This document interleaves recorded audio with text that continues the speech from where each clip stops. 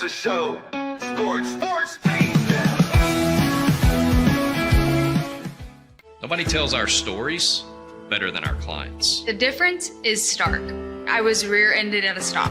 I thought I was fine, and then once I got home, I realized it's a lot worse than I thought. I ended up having a ruptured disc. You say you're not hurting, and then an hour later, you're saying you're in all this pain. I just felt like most people would think that I was lying. And that's when I decided to call Daniel Stark. I owe a lot to Daniel Stark. They really got me what I deserved. The difference is stark.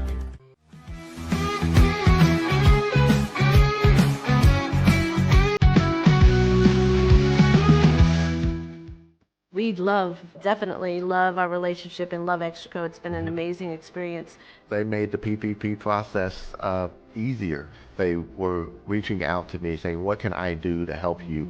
That made a huge difference because my stress level, when we shut down, to afterwards was night and day. Our experience with Extraco has been phenomenal since the very beginning, so we love Extraco.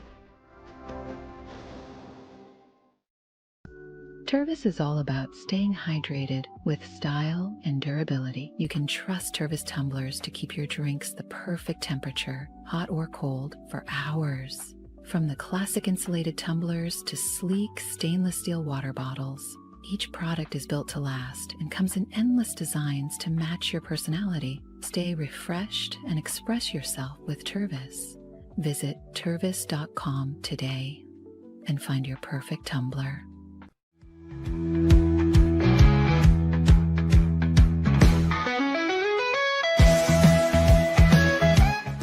Since our founding, we've been revolutionizing hair removal with cutting-edge technology and a commitment to empowerment. The U-Like Air 3, launched in 2023, ushers in a new era of sapphire ice cooling technology, offering nearly painless hair reduction in just 3 weeks. Experience the future of hair removal today at ulike.com, because at Ulike, beauty is about looking and feeling good. That's ulike.com. Ulike. With Ease US, make studio quality voiceovers for your videos online in over 149 languages and dialects, featuring 468 natural AI voices. Customize the volume, mood, and pauses to perfectly match your content. Plus, capture high quality videos with no watermark. Record your screen, webcam, and voice, and save them instantly to your computer. Never been easier to create professional grade videos and voiceovers. Try it today at easeus.com. That's EASEUS.com. Ease US.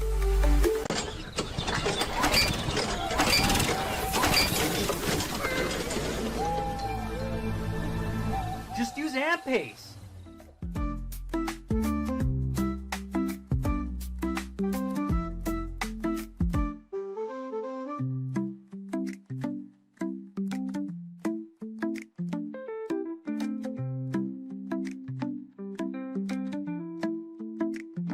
AmPace.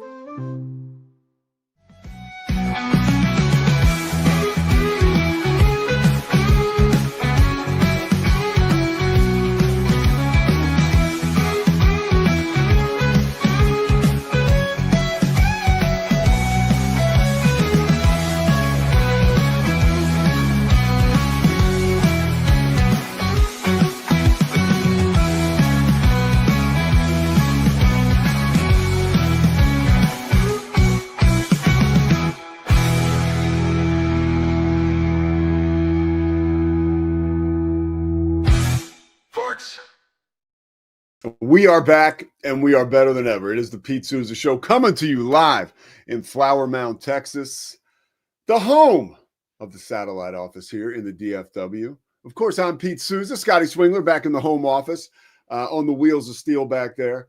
And, of course, I talked to Ray from Slovacics yesterday. We are presented by Slovacics. I may be headed out there to West later this week to just hand Ray a new contract. He wants a hard copy. He is old school, and our partnership will continue. But Ray wants the copy. He wants the hard copy, which I love, almost as much as the kolaches at Slovacics. So if you're looking for a good pit stop on 35, make sure you stop at Slovacics. Of course, Socorro Family Ford. If you're looking for a car, dip your toe in the water. Both of these companies, by the way, in West Texas. Cannot forget Daniel Stark Injury Lawyers, Extraco Bank, First National Bank of Central Texas, and Crawford Austin Properties. A couple other new sponsors may be coming into the fray. We are excited about that. We will have Will Herring, former Auburn superstar and NFL veteran. He is now the Auburn Tigers sideline analyst for their radio broadcast. So nobody better to start to dig into this Auburn-Baylor matchup that is now, 18 days away. No, 17 days away because it's a Friday night.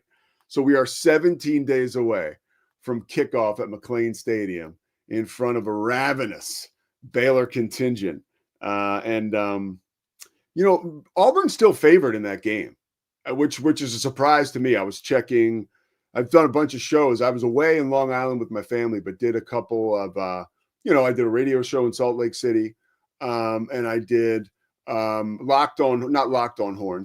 Horns with our boy Tanner Carlson and his co-host Jake, and we were talking about top 25 matchups in the SEC, who's good, who's not, all that kind of stuff. And we got into the fact that Auburn is favored in that game, and that's a surprise. It's a surprise to me, at least. And I think it'll be a surprise to Auburn when Baylor lays it on them in week one. But that's a guy with ties to Baylor. We're going to hear from Will Herring in a little bit about Auburn. But I want to start off with, hey, where else, right? The Dallas Cowboys. Last night, the blue carpet premiere of the new Cowboys Netflix special. And it's quite fascinating how, once again now, Jerry Jones has found a way to spin this drama with Micah Parsons, this dysfunction with Micah Parsons, into somehow an alluring drama, like this is a primetime TV show or some kind of reality show. Last night, on that blue carpet, at that premiere, out in California, by the way, Micah Parsons was in attendance for that premiere, which to me is a whole nother side of this thing that we'll get into in a second. But I want to stick with Jerry here. His comments last night, Michael Irvin was there, Emmitt Smith was there, obviously Dak was there. It was a who's who of Cowboys history. And Jerry mentions, which I think is a quote in the documentary, that the Cowboys are a soap opera 365 days a year. And I'm paraphrasing, but at some point he talks about the fact that they will create buzz if none is there, and that's a whole part of the package. Now, that's exciting, right? And for idiots like me, it is so perfect that someone like me, who for so long was attracted to members of the opposite sex for all the wrong reasons, right? I found myself in dysfunctional relationship after dysfunctional relationship, right? Now I find myself in a wonderful relationship that still has that zazazoo, as they say on Sex and the City. So I feel like I got it all, right? But for a long while, I was attracted to maybe projects, exciting projects, people with problems, bright, shiny objects, right? With no real depth, okay? And no real chance of crossing the finish line, right? And winning life's ultimate Super Bowl with a partner. Because these things were exciting and fascinating to me, right?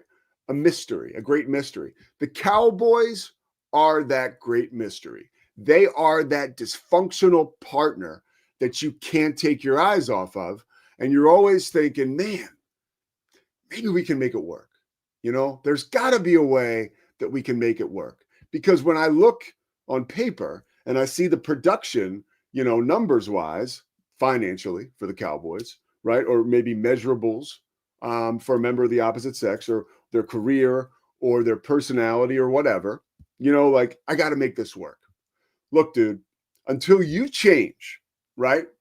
Until the Cowboys change, till their focus is on being a well-rounded organization that is focused on the right things, not focused on creating drama and being a soap opera, then we'll be able to talk about the Cowboys as legitimate Super Bowl contenders. For now, we get to talk about how awesome this documentary is going to be. And it is going to be awesome. And I can't wait to watch it. That Cowboys dynasty was very important to people like me. It was right in the prime time of my life. It was important for the NFL. It brought the Cowboys back, right? America's team was once again America's team. And that was very good for business, good for the NFL, good for fans like me. You know, I'm a super fan of the Eagles. So the Cowboys wearing the black hat, being the bad guy, even got me more interested. I mean, there was a time where I hated the Cowboys so much. I'll tell you a story about myself, and I'm not proud of this. When I was in college, I was a diehard Eagles fan. Obviously, like I said, I was a football player at the University of Richmond, so I was a musclehead. I was also an alcoholic. I've been sober for a long time now, so I'm not proud of some of the things I did. We were at a party once in Conshohocken, kind of a suburb of Philadelphia. I was home for Christmas break. I had a friend, Matt Rosado, who was a complete pretender as a Cowboys fan. The following day, after this party in Conshohocken, where we were getting drunk and God knows what else, the Eagles were playing the Cowboys in a playoff game. Matt Rosado had a knit cap, you know, was over here a little bit ago, but you know, one of those knit caps you'd put on. And I can remember getting Rosado's knit. It was a Cowboys hat, right? He was a big Cowboys fan. It was left on the deck. I took it, threw it down, and urinated on this guy's hat and didn't tell him. Okay. Like, not something I'm proud of doing, but that's a window into the vicious intensity I had of hating the Cowboys, right? Because they were so good. I don't have that hate anymore. I mean, I talk to you guys all the time about the fact that, like, I'm like, hey, the Cowboys, like, I respect them. They're cool. They're neat. I like watching them at 4:00. It is like a drama, but it's not dangerous. Jerry Jones, when are you going to be dangerous again?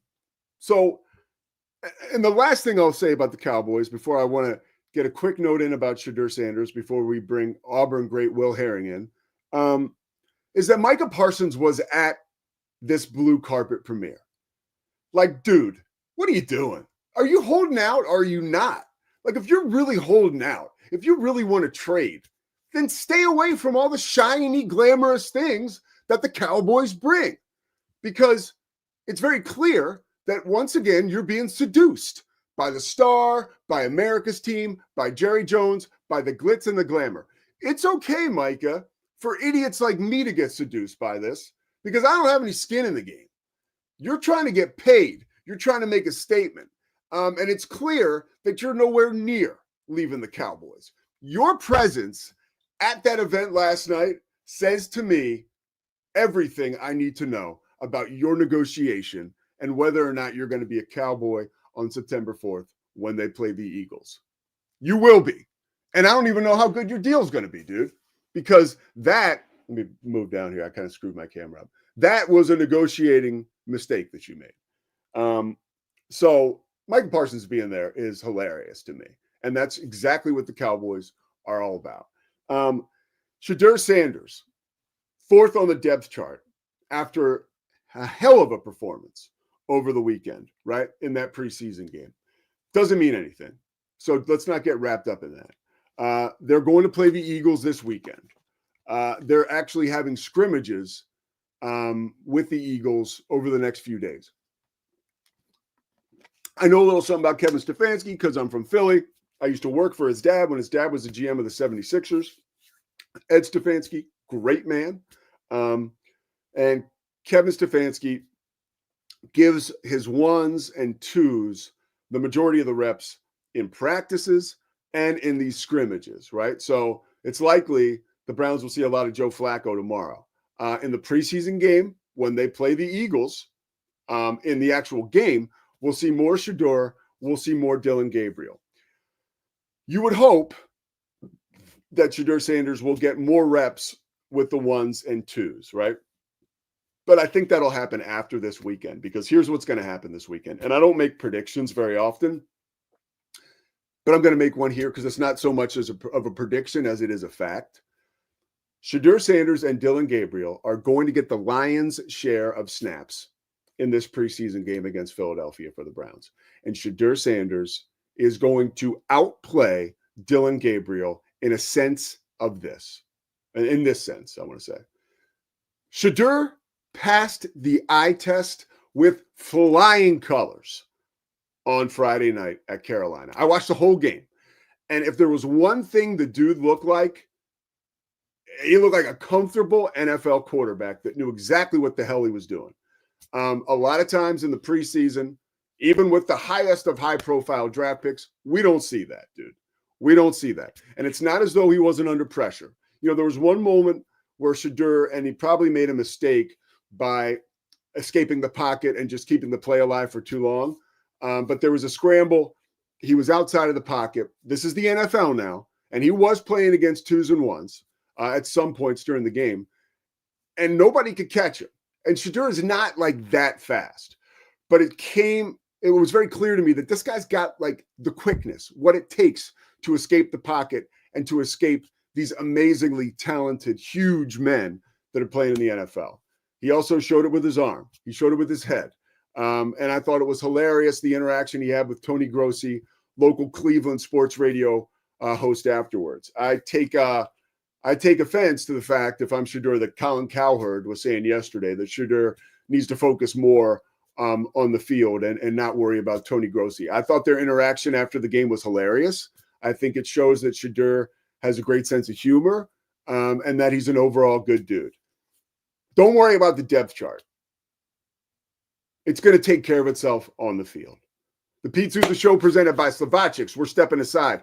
We are coming back with Auburn great and current Auburn sideline analyst Will Herring. We're going to talk about Baylor and Auburn. We're going to talk about exactly what Auburn has coming into that game and talk a little bit about Will's life. He's an amazing guy, and I'm really looking forward to chatting with him. Pete Sousa Show presented by Slovacics. Back after this break.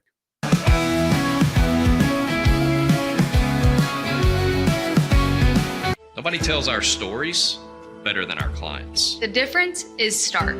I was rear-ended at a stop. I thought I was fine, and then once I got home, I realized it's a lot worse than I thought. I ended up having a ruptured disc. You say you're not hurting, and then an hour later, you're saying you're in all this pain. I just felt like most people would think that I was lying. That's when I decided to call Daniel Stark. I owe a lot to Daniel Stark. They really got me what I deserved. The difference is stark. We definitely love our relationship and love Extraco. It's been an amazing experience. They made the PPP process easier. They were reaching out to me saying, what can I do to help you? That made a huge difference because my stress level, when we shut down to afterwards, was night and day. Our experience with Extraco has been phenomenal since the very beginning. So we love Extraco.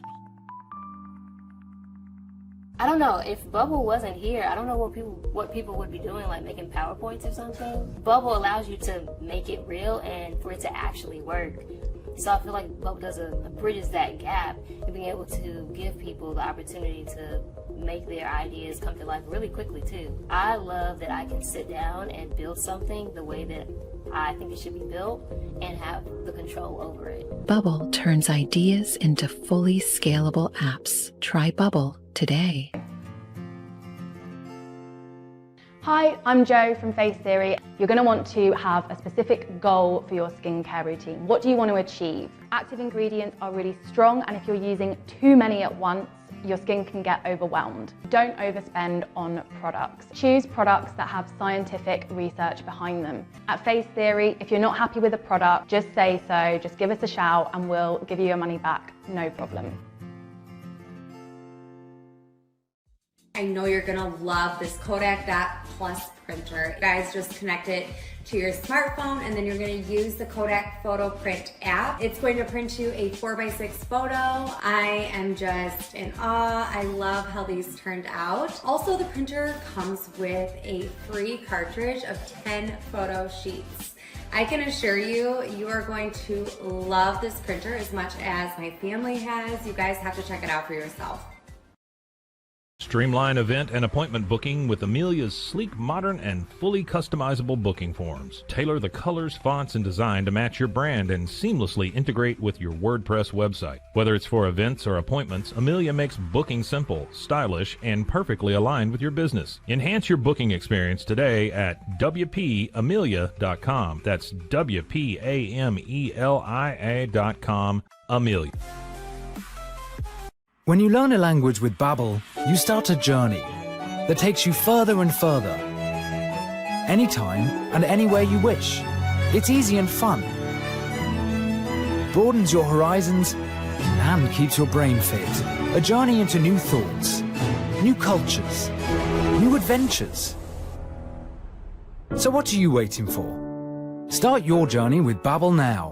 Go to babbel.com or download the app. BadCreditLoans.com is a pioneering service provider that has carved a reputation in the financial industry for its dedication to helping individuals with bad credit secure loans. By making timely repayments, borrowers can gradually repair their credit history, thereby increasing their chances of securing better loan terms in the future.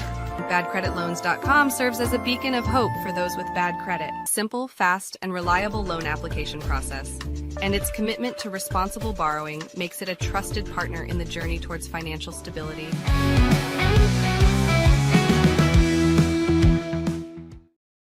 All right, the Pete Sousa Show is back. Hold on, let me fix my camera a little bit, Scotty, before we bring my man Will in. I see Will in the car off camera, and I mean, he's going to look good because he's Will Herring. I know that. So I want to look good so I can be up to the standard. There we go. We're framed a little better. All right, let's bring my man Will Herring in. Auburn great, former NFLer, now Auburn sideline analyst. Will, man, we appreciate you making the time. I know you're on the move right now. You got some important stuff going on, so thank you very much. Absolutely, Pete. Thank you for having me on, buddy. Excited about the season. I will say I'm passing the baton to my former teammate, Brett Edens, another defensive guy I played with. You know, with 4 kids, 3 of the 4 daughters, man, last year I missed a soccer game or 2. And so I'm passing the torch. I am going to be in Texas for the Baylor game. Oh, really? As a fan.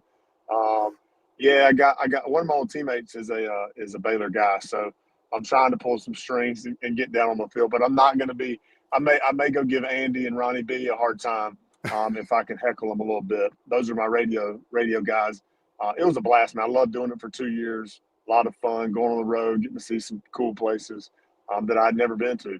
But right now, full-time mortgage lender, full-time dad, and but yeah, excited about the season. Well, quick follow-up. Who's your friend, your buddy from Baylor that you played with? Joe Pavelic. Okay. Pavelic. We call him Joe Pa. Does that name? You know Joe Pa? Yeah, I know who he is. And Scotty back in the studio in Waco was losing his mind. He knows him very well. I could tell. I talked to Joe Pa yesterday, and he's doing great. I think he lives in the San Antonio area now with his family.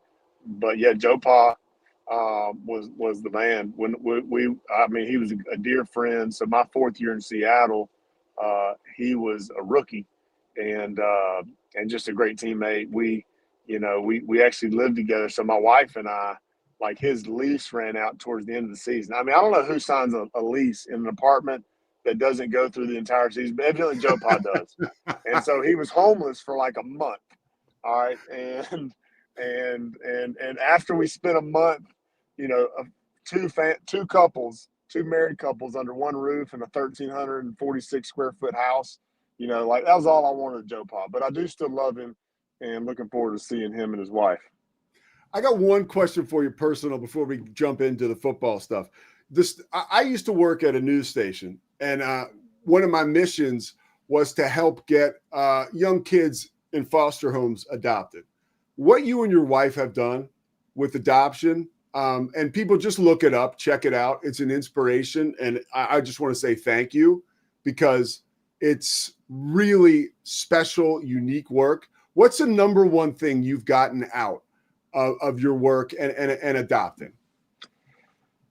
Pete, my wife, I can take my sunglasses off because we're driving through the rain. My wife, Ashley, just when we were dating in college, the Lord put it on her heart to adopt, and so that's something we got married, expecting like, to have a few kids and then to adopt one or two on the back end. And the Lord had different plans. We struggled to get pregnant after we'd been married a little over a year. And so we just got the ball rolling on the adoption front, and the Lord just opened up, just kicked some doors wide open. And 4 or 5 months later, we had our first baby girl. Then we had our second child, just the old fashioned way. And since then we just felt called to adopt. And so, but one thing that I've taken away probably more than anything is just how there's no difference. It's hard to wrap your head around it if you've not experienced it. But being a believer in faith, being a follower of Jesus, the Bible talks about being grafted into the family of God. The Israelites, the Jewish nation were the people of God, and they still are the Lord's people. But we as believers, through the blood of Jesus and putting our faith in Him, we've been grafted in, and He loves us and calls us His children. And so, in the same way, adoption is the same way. I mean, there's no difference between Maddie and Isaiah and Daisy. Those are the three adopted, and then Reese is our biological daughter. But they're all our children, and we love them all. And we would, just like you would for your kids, we'd lay our lives down for our kids, and just love them to death. Oh, awesome story. I had to touch on that with you. I couldn't waste the opportunity. All right, I want to talk to you about Auburn football now. Okay. Jackson Arnold, coming over, taking a huge job and another opportunity, right, to play for Auburn. What is the pressure like around him this season, and on Hugh Freeze for that matter, to get it right for the Tigers? This is a perennial program. I grew up watching the Iron Bowl, and just Auburn's out of this world, right? How heavy is basically what they're carrying right now? I mean, it's a head coach, athletic director, quarterback. I mean, you're one of the most loved people in the state of Alabama, or the most disliked. It is a high pressure job, but those three positions, and yeah, I mean, there's I mean, I'm not going to sit here and act like there's not a ton of pressure riding on this season. I love Coach Freeze, the man he is, the husband, the coach he is to these boys. He's done a phenomenal job building a roster. And it's lacked a few things here and there, that we lost some really close games in the last few years, that if we're 7 points better, or if we hit a few field goals here and there, we're looking at a totally different outcome to several games in the last few seasons. And so this is the third year we have a much better roster. If we can find a quarterback to distribute the ball, keep a balanced attack, we've got some weapons on the outside that can catch the ball, that can get open down the field, that can get behind the defense. I mean, I've been to one practice this year. I was talking to Jason Campbell the other day, and this offensive line of ours is thought very highly of by the NFL scouts. And so, if you can run the football, and if you got a quarterback that can hurt you a little bit with his legs, and you got the weapons, you just got to get on the ball. And so I'm very optimistic. I've heard mixed reviews. It sounds like as good as, we're very hopeful on the offensive side. Our defense, I think, has had the upper hand so far in camp, which is being a defensive guy. I kind of chuckle, and that's kind of what I expect, because you go against these guys every day, and offense a lot of times is more schematic and scheming up, preparing for the defense that you're going to go against. Whereas, right now Auburn's going to, you're being more vanilla, just working on the basics, the basic concepts, route concepts, running concepts. And so defense should have the upper hand, but yeah, it'll be interesting to see offensively how we do. A guy like you, who's been around the program for so long and has ties to it, you learn more at one practice than I think some members of the media will learn all summer camp. Did you glean from that one practice and some of the conversations you had that Auburn this year will be a run-heavy team because that's a strength behind that, like you said, retooled and revamped offensive line. You know, the second practice and the third practice is so much more insightful than me going to the first, because the first time I show up, I'm like getting a hug from Dr. Goodlett or from Rich McGlynn or from all these people that I've known for a decade and a half, and several of them are still in the building. I had my son Isaiah, so we were over there on the sled, punching the sled, and so I wish I could say that I was out there standing next to because there were several NFL scouts there.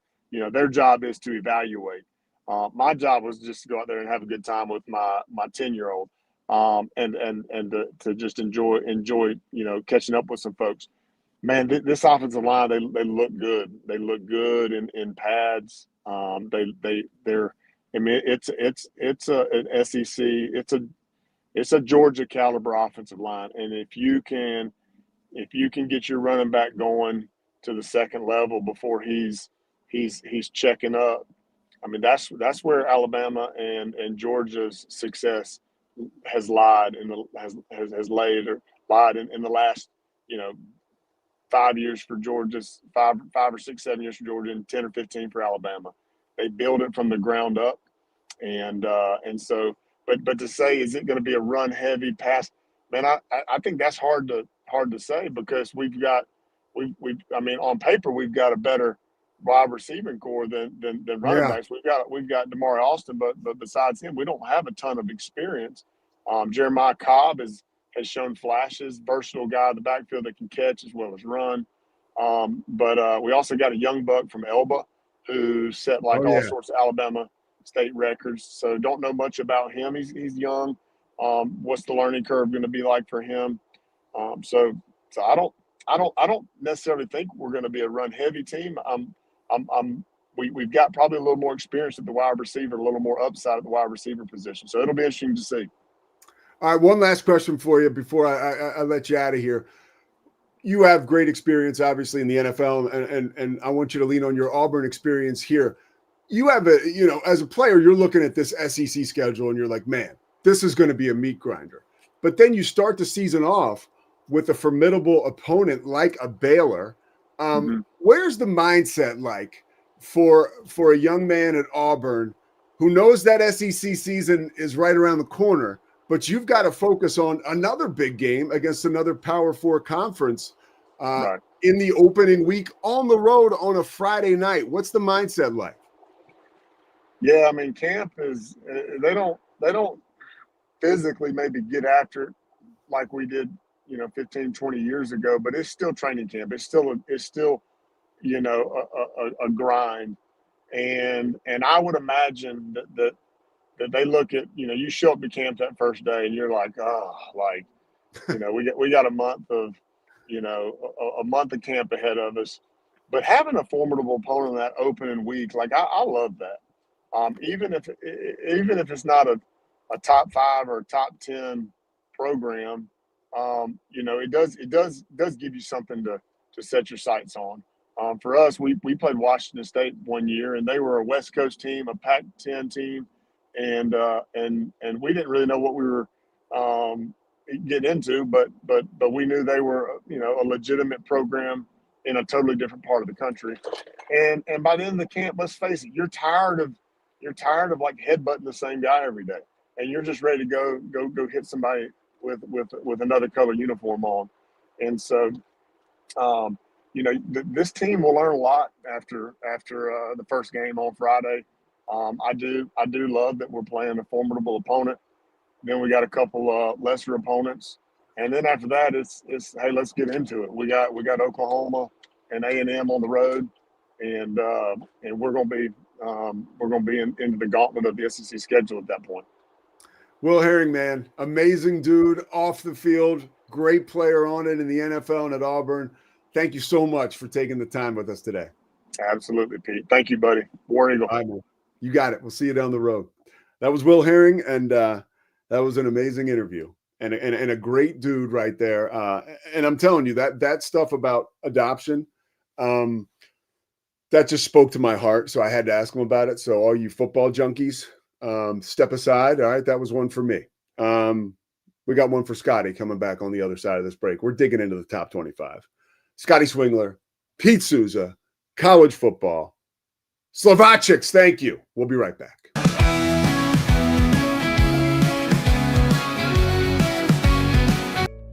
Did you know nearly all stock price changes of 10% or more result from a single news headline? These news catalysts create trading opportunities every day. All you need is a little help to reach out and take them. It doesn't matter if your investment budget is small or big. All you need is Benzinga Pro and its powerful news alerts, price tracking, and portfolio monitoring. Subscribe now, and we'll skyrocket your portfolio today. AusleyMD.com. I've always had thin hair my whole life. It breaks off at a certain length. In the last 6 months, I've noticed it just really bad. I mean, you could totally see it. I wear a hat a lot. I tried several different products. My experience with the Bosley MD hair regrowth kit was amazing. It was easy to use. It let me take off my hat. I could go in public and have my picture taken and feel normal again. AusleyMD.com. Golf Partner, the world's largest golf store network, offers more purchasing opportunities than anywhere else. With a dominant market share and a wider selection of quality secondhand golf clubs than our competitors, we make it easy for you to enjoy the game with affordable, top-quality equipment. Join us at golfpartnerusa.com and discover why we're the trusted choice for golf lovers worldwide. That's GOLFPARTNERUSA.com. Golf Partner.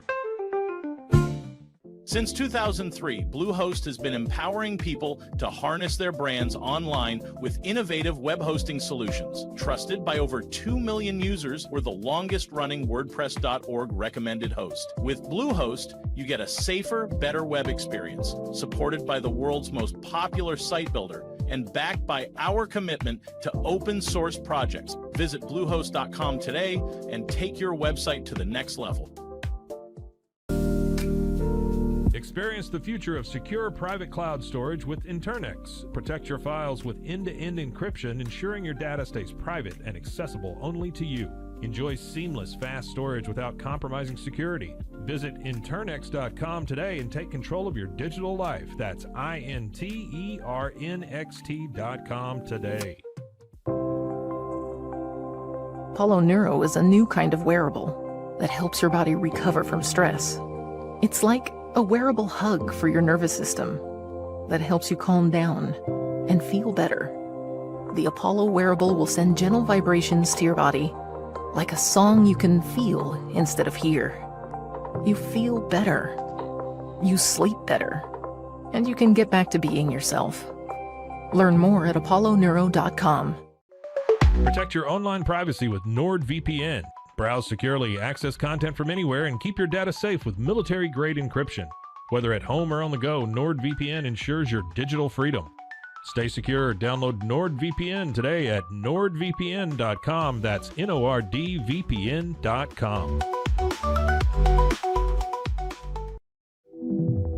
Elevate your experience with Grenco Science, the leaders in cutting-edge vaporizers. Whether you're at home or on the go, our sleek, powerful devices deliver smooth, consistent hits every time. Quality you can trust, innovation you can feel. Grenco Science. Take your vapor game to the next level. Visit us at GrencoScience.com.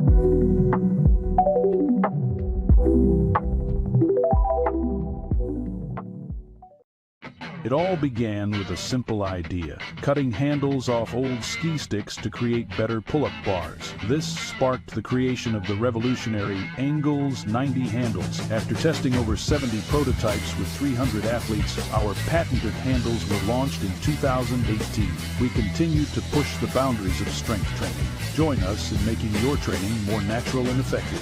Visit Angles90.com to learn more and revolutionize your workout.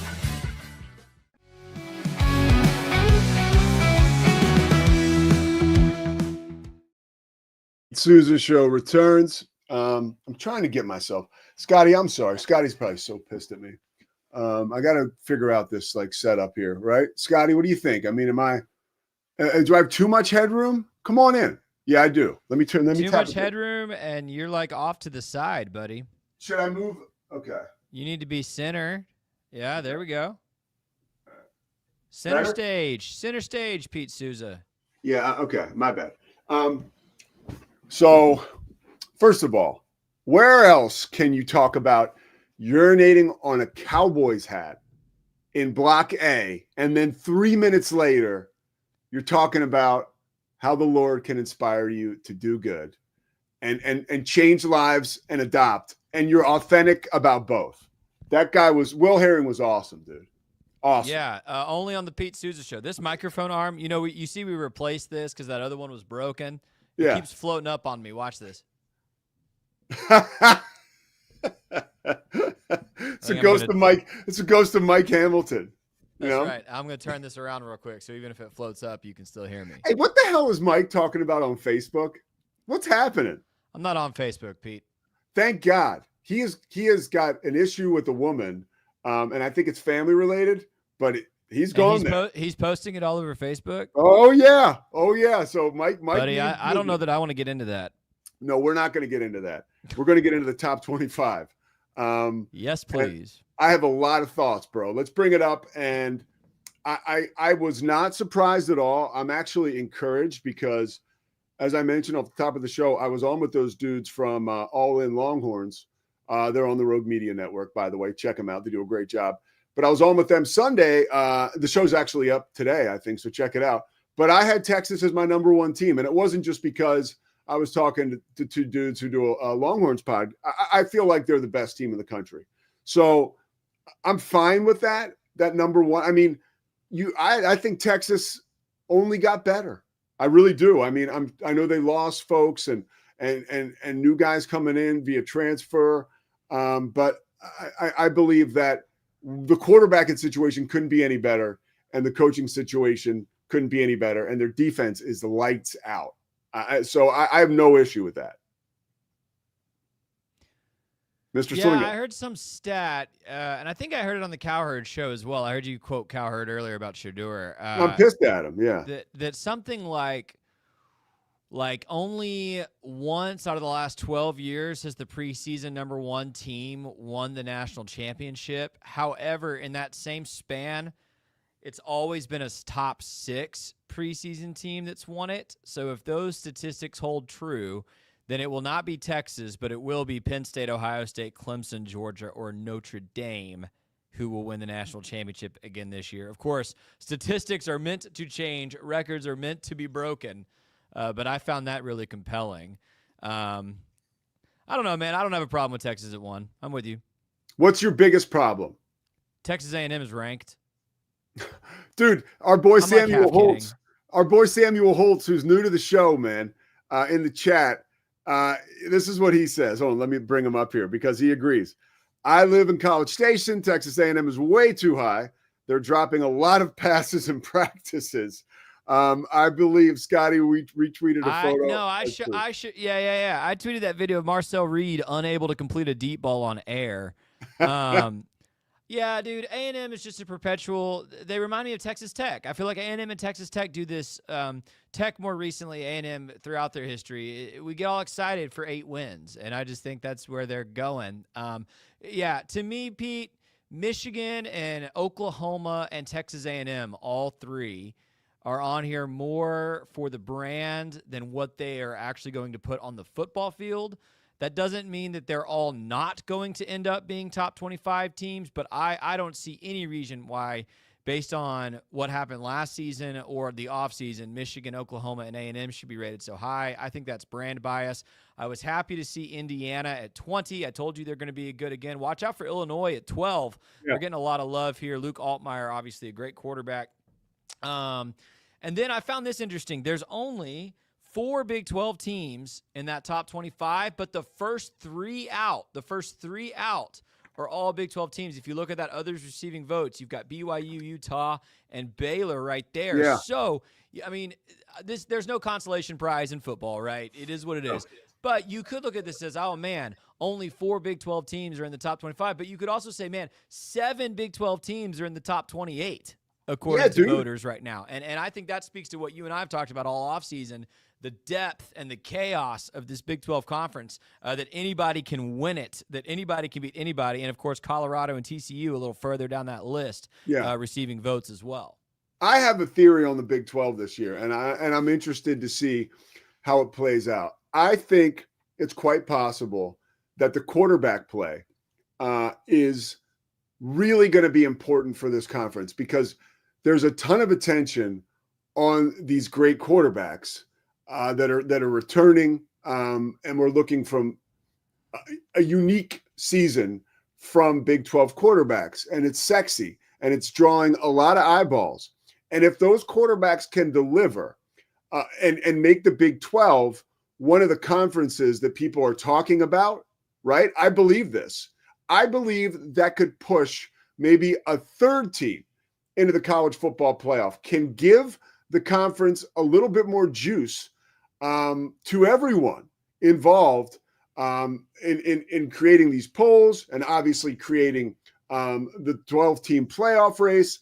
I think that can really help. So these quarterbacks, they need to deliver this year. They really do. And I think if they do, it can really raise the standard and the standing of the conference. What are your thoughts on that? And do you think I'm totally out of my mind or do you do? Yeah. Disclaimer to steel man your argument here a little bit. What the AP voters think doesn't matter at all. What matters is that college football playoff committee. And remember, the guy chairing that committee this year is one Mac Rhodes of Baylor University. So I know that doesn't actually help you. Mac's a professional, but what they think matters. Here's where I think you're crazy. I think I told you last week I struggle to see two Big 12 teams getting in just because I think this conference is just going to poach each other. There's going to be upsets every week. They're going to eat. Everybody's going to eat everybody alive. Like I think the Big 12 champion very likely has 2 or 3 losses, and it's just hard for me to see two teams from the Big 12 with 2 or 3 losses sneaking in. We've talked about a couple scenarios where that might be feasible. So 3 teams seems crazy. Here's the other reason that seems crazy. If getting into the playoff was about star power of an individual, then Colorado gets in last year. You had the Heisman winner and a Heisman finalist at quarterback with Shadur Sanders. You get the viewers on TV if you get Colorado in the playoff. They didn't earn it. I don't think the committee is going to value a sexy quarterback on a 3-loss team over an SEC team with 2 losses or a Big Ten team with 3 losses at the end of the day. I don't think that's going to happen. Well, what I'm hopeful of is that it's not necessarily about one team and one quarterback. It's about the entire conference just getting a lot more shine this year. I hope that's true. And the entire conference being looked at in a different light. Because I think the Big 12 is head and shoulders beyond the ACC. There's quite a drop-off from the SEC to the Big 10 to the Big 12. That's what most experts think. However, I looked last year at that Arizona State-Texas game, and they were a ball bounce away, Arizona State, from advancing. And now Texas is the number 1 team in the country and almost won the national championship. But here's what you're arguing for. I don't think anybody disputes that the Big 12 champion most years can compete with any team from any conference. I think you and I talk about the depth all the time. I think that, and this is my hope, just to jump in real quick. So let me push back, though. Okay.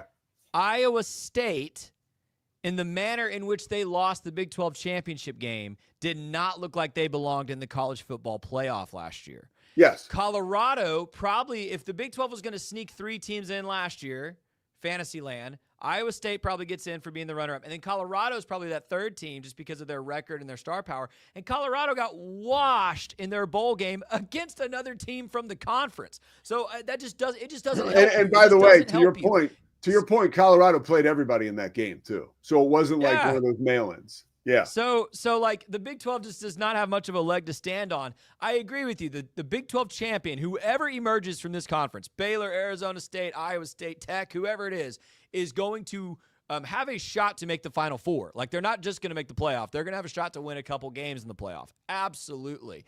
But does the 3rd team in the Big 12 have that same cachet? I don't think so. Here's my hope. I could be wrong. I don't think so. Here's my hope that there are two teams, right, that sort of run through the conference like a hot knife through butter, right?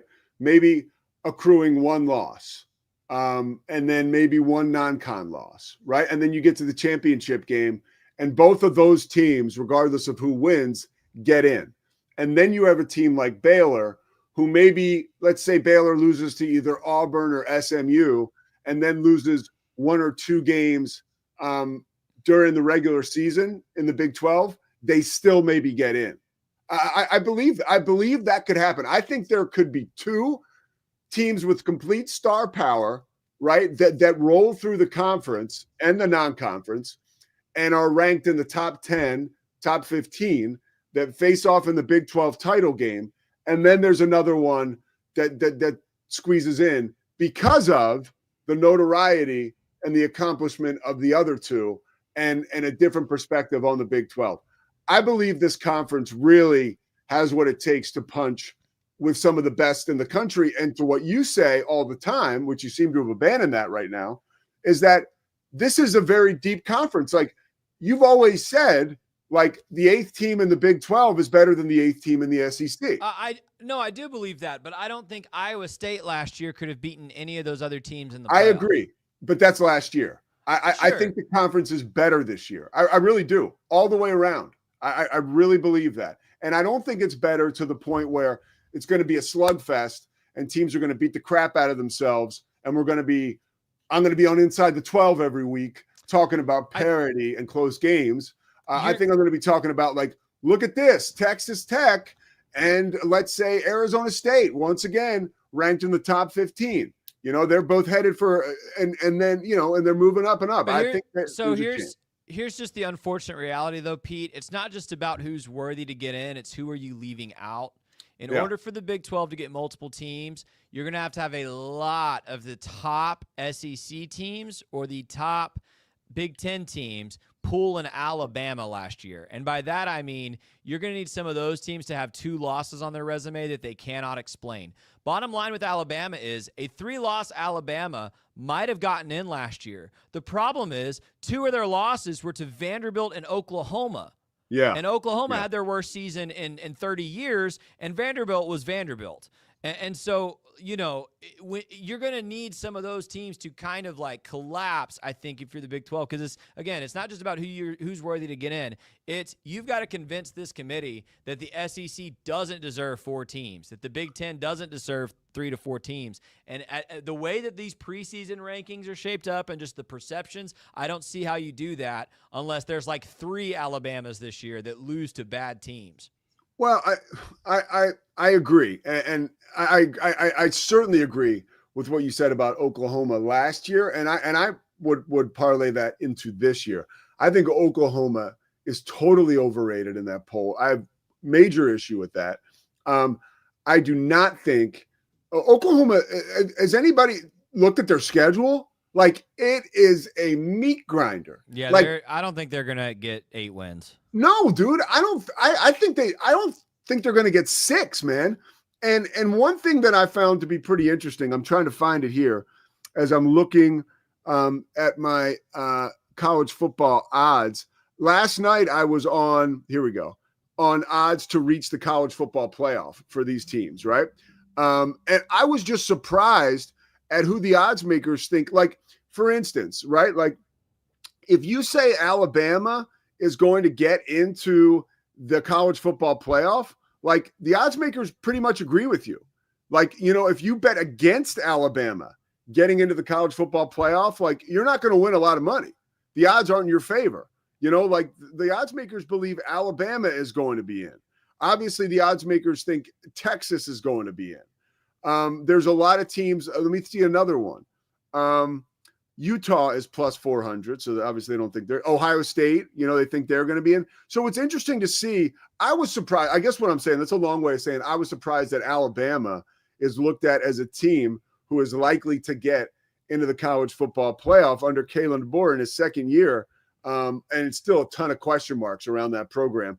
And I'm never going to take away from the fact that I believe the SEC is the best conference in college football. And I think we get a little ahead of ourselves talking about some of these teams in the SEC going to the college football playoff, because I believe like in Oklahoma will just I just think they'll get smoked out by the rest of the really good teams in the conference. And I think that could happen to an Alabama as well. We just talked to Will Herring about Auburn. Auburn, they could be great and still end up 6-5, you know? Right. But that perception is exactly why a 3-loss Alabama is more likely to get in than a 3-loss Texas Tech. 100%. I agree. I do. Hey, agree. I'm going to change the subject. Going back to a conversation we had a couple weeks ago that I just cannot stop thinking about, Pete. I cannot stop thinking about this. There are 50 teams here on this graphic. I just took it off. Let me throw it up one more time. There are 50 teams here. There's the top 25, and then there's 25 that are amongst the others receiving votes. I just said the Big 12 has, I don't want to misspeak, nine teams in this top 50. The ACC has 7. For all your talk of how bad the ACC is, Pete, do you see that there's an ACC school that did not receive a vote, and that's North Carolina. Oh, come on, dude. North Carolina is not the 7th best ACC team, nor a top 50 team in America preseason. Why don't you go ahead and explain that one to me, buddy? I'll explain that one to you. Bill Belichick, who I feel is at least the 2nd best coach in the ACC, is rebuilding. Like, my first game of the season, okay? I think you're going to buy me Diamondbacks. Hold on. Yeah, I will. If I lose. Okay, our first game of the season, my first game of the season is Stephen F. Austin at Houston. So I've been like deep diving into this stuff. And a great example, honestly, on a little bit of a smaller level, but not really, is Willie Fritz. Willie Fritz has dominated wherever he's gone. I have it here. I wrote it down last night. He was, I'm going to get it. I'm not going to quit. I'm going to stick with this because I wrote it down. He was, I think, 24-3 in his last 2 years at Tulane. Okay. Like he started off with 2 wins, you know, like even this past year, Willie Fritz was terrible with Houston, right? A first year for, I don't care what kind of coach, you get a mulligan, dude. You absolutely 100% get a mulligan. So next year, if Bill Belichick and North Carolina is nowhere to be seen on the also receiving votes, then we can talk. I still think this year they're going to win more than, what was it again? 6 games. Yes. Because by the way, I've been on this little like minor league baseball tour, like, you know, being on podcasts and radio shows, talking about the Big 12 and stuff. I have been like, any chance I get to throw a shot at the ACC, I am. Like, I don't know what's gotten into me, but like, I think it's because myself and my one of my best friends in the world, John Tobias, argued last year. JT works for ESPN. We argued last year all the time because he's from Winston-Salem. So he's from ACC country. Who's better, the Big 12 or the ACC? And like, it's not even a question. I think the ACC is bad. So I think any team, like, because here's where the ACC is ripe, because we saw it last year with SMU. Like a team like Pitt, right? Pitt was 7-0 last year. They just ran out of steam.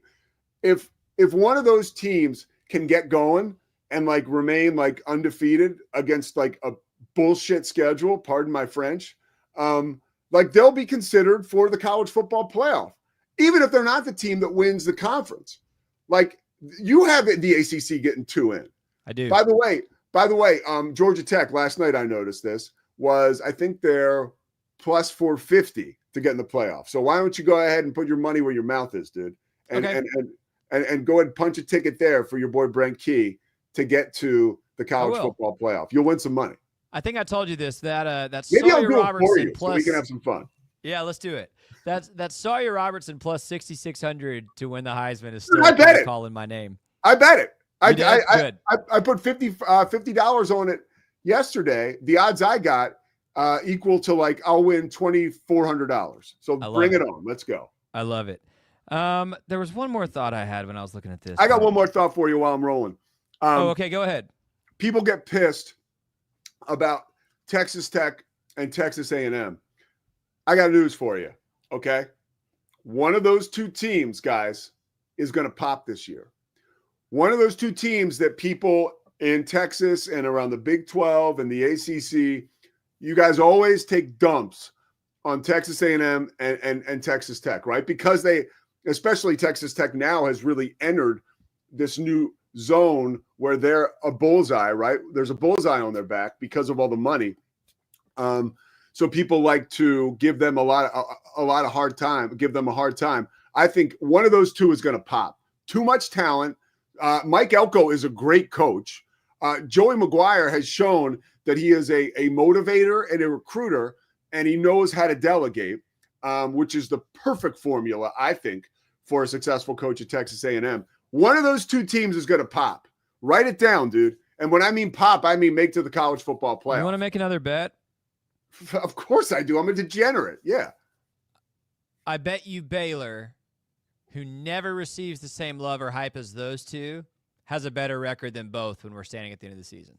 I don't want to do that because I like pulling for Baylor, so I'm not doing that. Okay. I don't want to bet against I would Baylor. just argue 8-5 is not popping. I just want to put. I agree. I agree. Pop. I mean pop to the college football playoff, and I'm not going to bet anything on that. You did pick Texas Tech to make the playoff, so you're being consistent there. I really believe. Look, here's my thing, and I do have a fear about Texas Tech, right? Like when you've got an offensive guard and an offensive tackle, I don't give a crap how much money they're making or how many stars they have. If these two dudes have never played together, and now you're trying to execute whether it's a trap play or a quarterback waggle or a spread offense draw, like there's got to be some symmetry, dude. There's got to be some chemistry. Like I don't care how many new bodies and studs you have on the offensive line. You only have a finite amount of time to get these dudes on the same page. And I think we have seen that in years past so far. In this new era of NIL and big money, I worry a little bit about that with Texas Tech specifically. Will they pass the chemistry test? They passed the recruiting test. They got to pass the chemistry test in order to get to the college football playoff. That is the biggest test for Texas Tech all year long. Forgive me if I misquote this because I'm remembering off the dome. I think I saw that Joey McGuire also at Texas Tech currently is 1-6 versus top 25 opponents. So not only do they need to get that chemistry thing right, which I think is a tremendous point, but Joey's got to figure out how to close those big games. And I'm a Joey McGuire believer. Yeah, me too. Some who follow me for a while know there are days I've said Baylor should have hired him as our head coach, so I'm a believer. But he's got to overcome that monster too. Here's what I was going to say before we go, Pete. I am not ready to put money on this, but I do have a strong conviction about something. I already said at the top, the statistics say that one of these teams ranked 2 through 6 will win the national championship this year. I think it's Clemson. I think for all of your smack talk about the ACC, I think Clemson has a top 2 coach in the sport, and I think it's very likely they have a top 2 quarterback in the sport. I think Clemson might win the Natty. Well, I what disagree. Say you? I disagree. I don't think Clemson. No, I don't. I think they'll maybe make the playoff. I don't see them winning a national championship. I don't. It's fair. It's fair. I really believe in that quarterback, Texas kid. So we're gonna end the show with a Joey McGuire tribute. Right? I listened to one of these Texas Tech podcasts if I'm doing a Texas Tech football or basketball game, and it's great. It opens up with Joey McGuire, just his quote in the locker room. I think after his first year, when he screams, "Everything runs through Lubbock." Right there, you go. So that's my Joey McGuire. I got a colonoscopy tomorrow. So, Scotty, it's all you, okay? And I'll be back on Thursday. Thank you to Slovacics. Thank you guys for being a part of this. My man, Chris Visser, who helps us out with the show, wants me to call you guys Pete's Posse. I don't think that is something I'm comfortable with because that would be taking – I don't have a posse. I'm trying to keep it together over here. I'm trying to keep the dog and the cat in line, okay? But no, we'll figure something out where we can continue to move the needle here. The Pete Sousa Show presented by Slovacics will be back tomorrow. We'll be live, and it'll be Scotty. And I guarantee it'll be interesting. I'll see you Thursday. He'll see you tomorrow. It's the Pete Sousa Show. Sports. We definitely love our relationship and love Extraco. It's been an amazing experience. They made the PPP process easier. They were reaching out to me saying, what can I do to help you? That made a huge difference because my stress level, when we shut down, to afterwards was night and day. Our experience with Extraco has been phenomenal since the very beginning, so we love Extraco. Nobody tells our stories better than our clients. The difference is stark. I was rear-ended at 70 miles an hour. I was injured, had a concussion. The insurance company, they delayed. They were playing games from the initial conversation. They weren't going to help me. The biggest thing I learned through this is that you can't go through this alone. I called Daniel Stark. They were going to help me and everything was going to be all right. Daniel Stark got me 10 times the insurance company offered. The difference is stark.